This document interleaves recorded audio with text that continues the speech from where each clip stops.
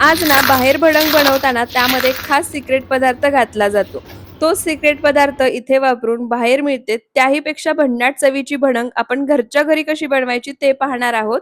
पण त्याआधी recipe video save आणि शेअर करून ठेवा आणि फॉलो करायला विसरू नका. सर्वात आधी इथे मी अर्धा किलो मुरमुरे घेतले आहेत. जर मुरमुरे मऊ असतील तर उन्हामध्ये ठेवा किंवा भाजून घ्या. गॅसवर कढई गरम करायला ठेवली आहे. त्यामध्ये अर्धी वाटी तेल घालायचं. तेल गरम झालं की 1 वाटी शेंगदाणे घालायचे. खमंग खरपूस असे तेलामध्ये भाजून घ्यायचे. एका ताटामध्ये काढायचे. त्याच तेलामध्ये 1 वाटी कढीपत्ता घालायचा. तोही छान खरपूस असा तळून घ्यायचा. एका वाटीमध्ये काढायचा. त्याच तेलामध्ये अर्धी वाटी ठेचलेला लसूण घालायचा. लसूण सुद्धा छान सोनेरी रंग येईपर्यंत तेलामध्ये परतून घ्यायचा.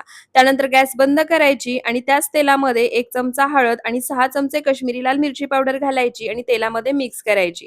त्यानंतर आता मुरमुऱ्यांमध्ये भाजून घेतलेले शेंगदाणे, कढीपत्ता, लसूण आणि तयार मसाला घालायचा. एकसारखा मिक्स करायचा. सर्व साहित्य एकसारखं मिक्स करून झालं की आता आपण सिक्रेट पदार्थ तयार करूया. त्यासाठी मिक्सरच्या भांड्यामध्ये 4 चमचे साखर, 1 चमचा मीठ आणि खास सिक्रेट पदार्थ तो म्हणजे 4 चमचे इथे मी डाळवं घेतलं आहे. ते घालायचं. मिक्सरला फिरून या सर्वाची पावडर करायची.